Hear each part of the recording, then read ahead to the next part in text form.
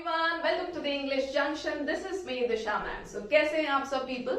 So Disha ma'am is again here. फिर से आ गई हैं Disha ma'am and today we are going to talk about adverbs.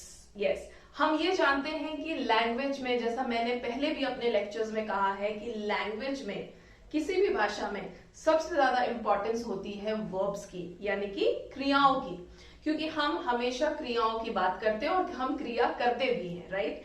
लेकिन क्या आपने कभी सोचा है कि ये जो क्रिया हम अलग अलग सिचुएशंस पे अलग अलग ढंग से, अलग अलग तरीकों से, अलग अलग जगहों पे करते हैं, इसे हम कैसे एक्सप्रेस करें? क्रिया तो हमने बता दी, लेकिन कब, कहां, कैसे या किस तरीके से या कितनी फ्रीक्वेंसी में हम किसी क्रिया को करते हैं, ये बताने के लिए हमारे पास होते हैं एडवर्ब्स। यस, सो ये वर्ब्स को मॉडिफाई करते हैं और ज्यादा डिटेलिंग करते हैं और ये बताते हैं कि कोई भी एक्शन, कोई भी क्रिया जो की गई है वो कब, कहां, कैसे या किस तरीके से या कितने गैप्स में, कितनी फ्रीक्वेंसी में, किस डिग्री में की गई है, राइट। सो इन चीजों के लिए हमारे पास एक पार्ट ऑफ स्पीच होता है इंग्लिश ग्रामर में जिसे कहा जाता है एडवर्ब्स। ओके, सो यूजुअली हम जब बात करते हैं तो हम बहुत सारे एडवर्ब्स यूज करते हैं। जैसे अभी मेरे मुंह से एक एडवर्ब निकला, मैंने यूज किया usually, so this is also an adverb. कुछ ऐसे एडवर्ब्स हैं जो बहुत प्रिवेलेंट है, बहुत ज्यादा चलन में है, बहुत ज्यादा यूज में है लोगों के, लेकिन फिर भी लोगों ने कभी ये रियलाइज ही नहीं किया, ये समझा ही नहीं कि यार ये एडवर्ब्स हैं, दीज आर एडवर्ब्स जो हम यूज किए जा रहे हैं। सो ऐसे ही दो एडवर्ब्स हैं जो बहुत ज्यादा कंफ्यूज करते हैं सबको, और लोगों को ये श्योर नहीं होता, ये कंफर्म नहीं होता कि कौन सी जगह अप्रोप्रिएट होती है इन एडवर्ब्स को यूज करने के लिए, या फिर किन सिचुएशंस में हमें इन एडवर्ब्स को यूज करना चाहिए। सो ऐसे ही दो एडवर्ब्स लेकर आई हूं आज मैं, इंडीड एंड परहैप्स। ओके, सो जब आपने सुना होगा इंडीड एंड परहैप्स, बहुत सारे लोगों को लगा होगा ओ यस, ऐसा हमारे साथ भी होता है कि हम सोचते रह जाते हैं इंडीड लगाऊं या नहीं लगाऊं, बेटर है कि ना लगाऊं क्योंकि मैं श्योर नहीं हूं कि ये इस सेंटेंस में इसे लगाना सही होगा या नहीं। ऐसा होता है आपके साथ पीपल? सो आज के बाद ये कंफ्यूजन नहीं होंगे, क्योंकि आज हम सीखेंगे the appropriate usages of perhaps and indeed. Okay, so let us start. So I have taken indeed and perhaps, right? मैंने हिंदी में भी लिखा है, indeed का हिंदी मीनिंग होता है वास्तव में, right? indeed का हिंदी मीनिंग होता है वास्तव में और perhaps का होता है हिंदी मीनिंग हो सकता है। अब जब हम कहते हैं हो सकता है तो हमारे पास हिंदी में हो सकता है कि बहुत सारे डिफरेंट वर्ड्स होते हैं इंग्लिश में, जो हिंदी में हो सकता है हम इंग्लिश में कह सकते हैं maybe, possibly, right, certainly, definitely. So इस तरह के बहुत सारे एडवर्ब्स हम यूज करते हैं, लेकिन हम हमेशा परहैप्स यूज करना भूल जाते हैं। और जब हम किसी दूसरे को परहैप्स वर्ड यूज करते सुनते हैं तो हमें लगता है वाह कितनी अच्छी इंग्लिश है इसकी, इस बंदे की इंग्लिश कितनी अच्छी है, इसने कितने अच्छी वोकैबुलरी यूज की, इसने परहैप्स यूज किया या इसने इंडीड यूज किया, राइट। ये हम जरूर सोचते हैं, लेकिन हम क्यों नहीं यूज कर पा रहे हैं? Why can't we? जब हम यूजुअली, सर्टेनली, पॉसिबली यूज कर सकते हैं तो हम इंडीड और परहैप्स से क्यों डरते हैं? हम इसे क्यों ना यूज करें, राइट। हम भी यूज करेंगे, हमें भी देखकर, हमें भी सुनकर लोग सोचेंगे कि वाह कितनी अच्छी इंग्लिश है। सो आज के बाद आपको भी परहैप्स और इंडीड का यूज करना है अपने लैंग्वेज में। Okay, so let us see indeed होता क्या है। मैंने पहले ही कहा हम we are talking about adverb, so indeed भी एक एडवर्ब है, right. It is an adverb, we use it to confirm और अग्री विथ समथिंग सेड और टू एम्फसाइज। कोई भी बात जो कही गई हो, किसी के भी द्वारा कोई भी कही गई बात हो, उस चीज को कंफर्म करने के लिए, ओके, उस चीज को कंफर्म करने के लिए इंडीड का यूज किया जाता है, या फिर उस बात पे जोर देने के लिए। एम्फसाइज करना मतलब जोर देना, जोर देने के लिए या एम्फसाइज करने के लिए भी हम इंडीड यूज करते हैं।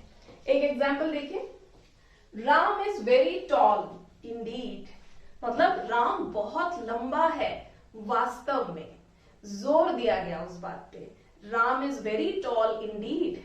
Rita is indeed an intelligent girl.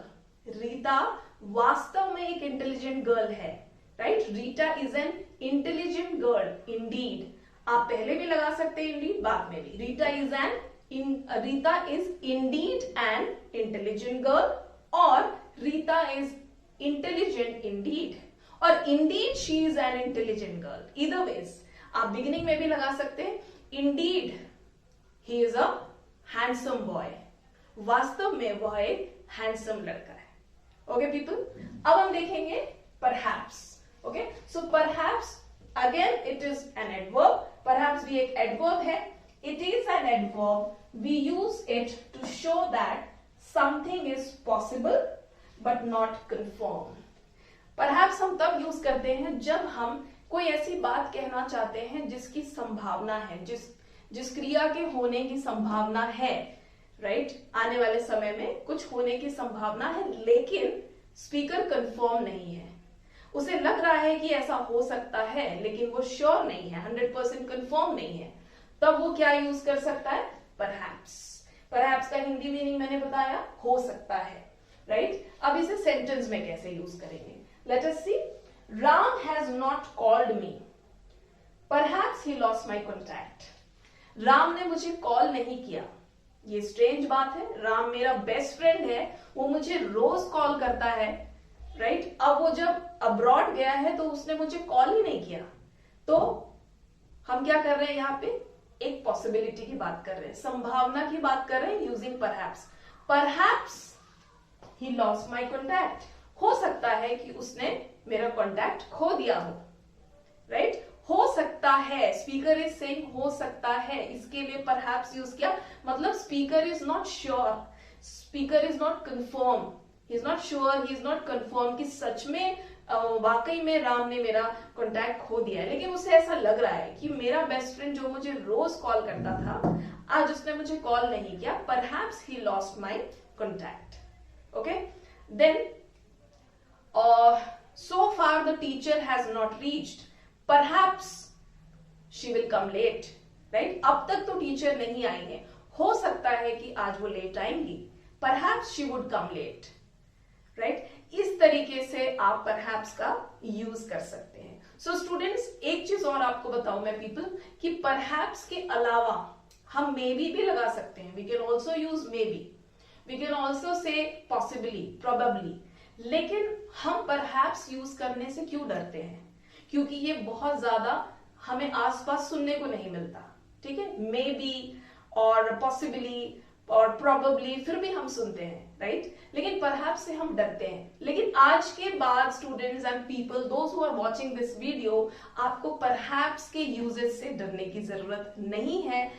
वो उतना ही कॉमन है जितना कि मे बी. जैसे हम मे बी यूज कर सकते हैं, हर उस जगह हम परहैप्स यूज कर सकते हैं. ओके, बस आपको एक चीज बता दूं, जब आप ज्यादा फॉर्मल सिचुएशन में होते हैं, राइट, जहां आप फ्रेंड्स और रिलेटिव्स के साथ नहीं बल्कि किसी वर्क एरिया में होते हैं, या फिर अपने कलीग्स के साथ होते हैं, या अपने बॉस के साथ होते हैं, ऐसी जगह आपको थोड़ा फॉर्मल इंग्लिश प्रेफर करनी चाहिए. तो डेफिनेटली ऐसी जगह आपको इंडीड और परहैप्स जैसे फॉर्मल वर्ड्स यूज करने चाहिए, instead of using the common words like maybe or possibly.